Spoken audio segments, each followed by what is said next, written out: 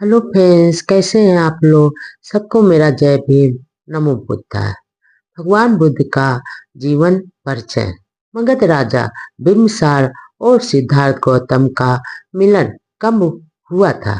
दूसरे दिन सिद्धार्थ गौतम उठे और अपना भिक्षा पात्र हाथ में लेकर वे भिक्षाटन के लिए नगर की ओर चल पड़े और उनके चारों ओर बहुत बड़ी भीड़ इकट्ठी हो गई। इसके बाद जब मगध राजा श्रेणीय बिम्बसार ने अपने महल के बाहर लोगों का जमघट देखा तो वे उसने उसका कारण जानना चाहा कि यहाँ पर भीड़ क्यों इकट्ठा हुई और उन्होंने एक दरबारी को बुलाकर उससे इस का कारण का पता लगाया, जिसके बारे में ब्राह्मणों ने भविष्यवाणी की थी कि या तो बहुत बुद्धत्व को प्राप्त होगा या तो चक्रवर्ती राजा बनेगा या वही शाक पुत्र है जो अब परिव्राजक हो गए।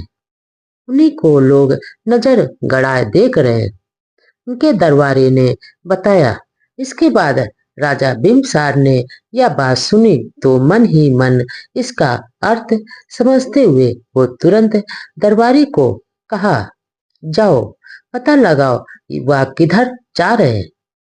दरबारी राजा की आज्ञा पाकर राजकुमार सिद्धार्थ के पीछे पीछे चल दिया और मात्र 2 गज की दूरी पर ही आगे देखते हुए स्थिर हो गए और दृष्टि शांत स्वर में 90 कदम वाला वह श्रेष्ठ परिव्राजक भिक्षाटन के लिए चला जा रहा था। उसकी इंद्रियां तथा चित्त पूर्ण रूप से संयत थे और वो उसके मुख पर इतना बड़ा जैसे भी कुछ भिक्षा मिली उसे ग्रहण करके राजकुमार सिद्धार्थ पर्वत के एक एकांत कोने में जा कर बैठ गए और भोजन करने के बाद पांडव पहाड़ी पर चढ़ गए और वहां से लोध वृक्षों से भरे हुए उस घने जंगल में खो गए बैठ गए जहां मयूरों का स्वर गूंज रहा था और मानवता का वह सूर कसाय वस्त्र पहने हुए वह ऐसे चमक रहा था जैसे पूर्व दिशा के पर्वतों पर प्रातःकालीन सूर्य चमकता है। उस पर राज दरबारी ने इस प्रकार उसे वहां देखा देखकर और राजा के पास जाकर सारा वृत्तांत कह सुनाया, यानी बताया कि राजा ने जब यह सुना तो वह अगाध श्रद्धा भाव से भाव विभोर हो गए और अपने साथ कुछ थोड़े से परिजनों को लेकर उसी ओर चल दिए जहां पर सिद्धार्थ गौतम का आश्रम बनाए हुए बैठे थे।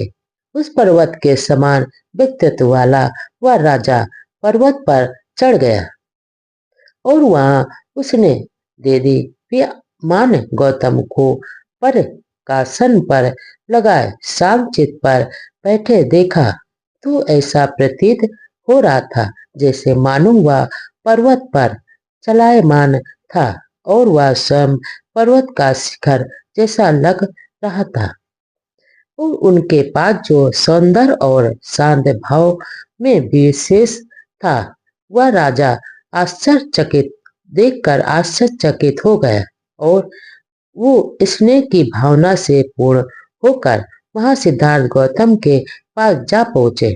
जब उनके समय पहुंचकर बिम्बसार ने विनम्रता पूर्वक उनका कुशल क्षेम पूछा और गौतम ने भी वैसे ही शालीनता के साथ अपने मानसिक स्वास्थ्य और रोग मुक्त होने के बारे में राजा को बता दिया।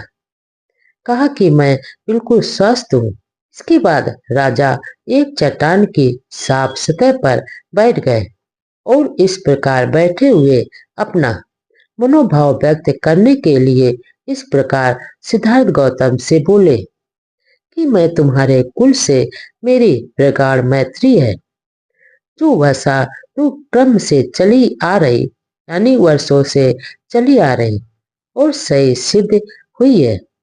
इसलिए तुम मेरे पुत्र के समान हो और मेरे मन में तुम्हें कुछ कहने और देने की इच्छा उत्पन्न हो रही है।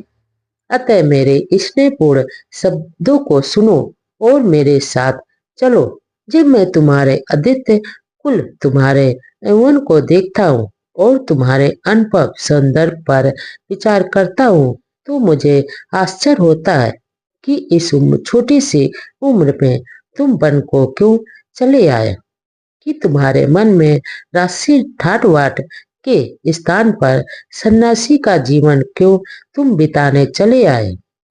यह सर्वथा बेमैल संकल्प कहाँ से आ गया है, तुम्हारे मन में कहाँ से आया है।